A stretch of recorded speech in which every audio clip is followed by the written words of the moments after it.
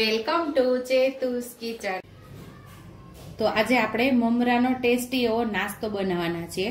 તમે મમરાની ચટપટી પણ કહી શકો, મમરાની ખીચડી પણ કહી શકો અને મમરા બટેકા પણ કહી શકો। જેવી રીતે આપણે પૌવા બટેકા બનાવીએ એવી રીતે આજે આપણે મમરા બટેકા એટલે કે મમરાની ખીચડી બનાવવાના છીએ।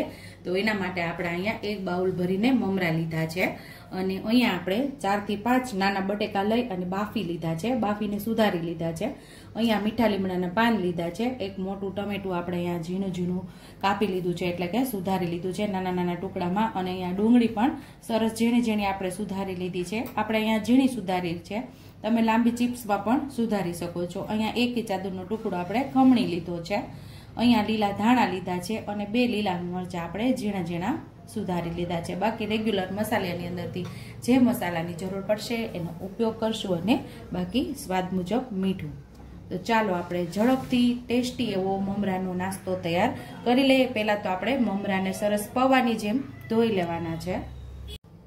એક કાણાવાળા વાસણની અંદર મમરાને લઈ લઈશ અને સરસ એવા ધોઈ લઈશ, એકદમ મમરા સરસ પલળી જાય ને એવી રીતે આપણે મમરાને ધોઈ લેવાના છે।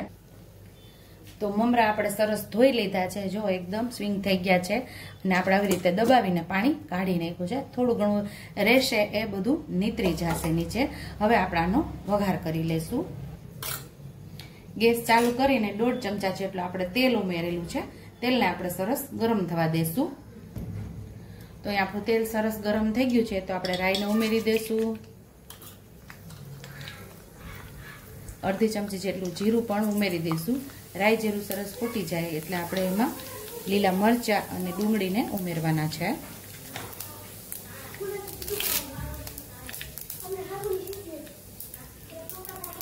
અહીં આપણે મીઠા લીમડાના પાન ઉમેરી દઈશું, લીલા મરચાં પણ ઉમેરી દઈશું।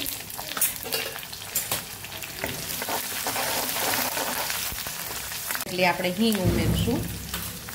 અહીં આપણે ડુંગળી જે લીધેલી એને પણ સાતડી લેવાની છે, ડુંગળીને પણ મસ્ત એવી સાતડી લેશું આપણે।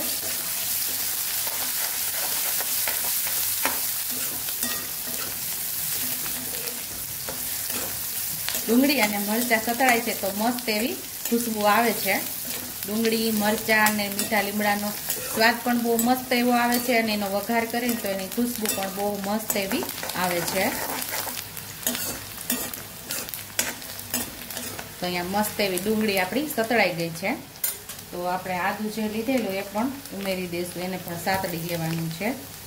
જે લોકોને આદુનો સ્વાદ ન ફાવતો હોય તો આદુ ન ઉમેરે તો પણ ચાલશે, અથવા તો તમે આદુની કટકી કરીને ઉમેરી શકો છો આમાં।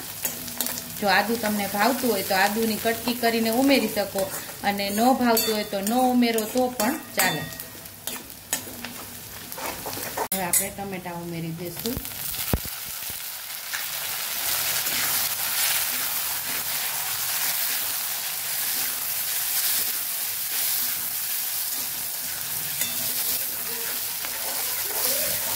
ટમેટા થોડા સતળાઈ જાય એટલે આપણે બટેકાને પણ ઉમેરી દઈશું અને પછી બધા આપણે મસાલા કરી લઈશું। આપણે જે મરચાં લીધેલા એ બહુ તીખા નહીં અને મોળા પણ એવા લીધેલા, એટલે અડધી ચમચી જેટલું આપણે લાલ મરચું પાવડર અહીંયા ઉમેરશું, અડધી ચમચી જેટલું હળદર ઉમેરશું, અડધી ચમચી જેટલું ધાણા જીરું પાવડર, સ્વાદ મુજબ આપણે મીઠું ઉમેરશું। સરસ આપણે પાછું મસાલા સાથે સાતળી લઈશું।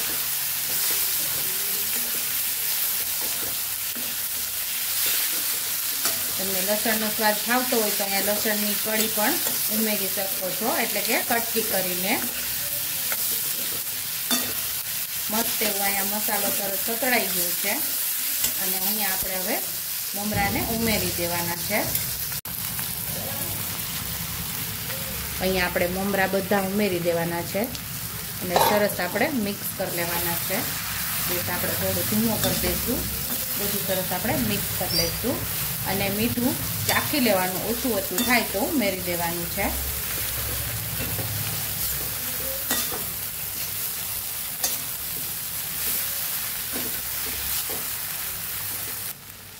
તો મેં ચાખેલું થોડું મીઠું ઓછું લાગતું હતું તો મેં અહીંયા મીઠું થોડું ઉમેરી દીધું છે અને લીલા ધાણા પણ ઉમેરી અને સરસ આપણે મિક્સ કરી દઈશું।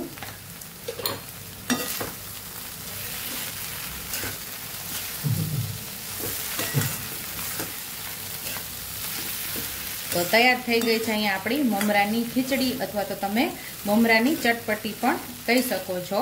તો સર્વિંગ બાઉલની અંદર હવે આપણે આને સર્વ કરી લેશું. તો અહીંયા મમરાની ખીચડી અથવા તો મમરાની ચટપટી ઉપર આપણે માંડવીના દાણા જે આપણે તળેલા હોય છે એ ઉપરથી સ્પ્રિંકલ કરી દેશું, એટલે કે ઉપરથી ઉમેરી અને ગાર્નિશ કરી દેશું. તમને ફાવતા હોય તો ઉમેરવાના, ન ફાવતા હોય તો ન ઉમેરો તો પણ ચાલે, પણ મારા બાળકોને આ બહુ જ ભાવે છે એટલે આવી રીતે હું બનાવું છું. ઉપરથી થોડી આપણી ફરસાણની સેવ આપણે ગાર્નિશ કરી દેશું. ધાણાથી આપણે ગાર્નિશ કરી દેશું.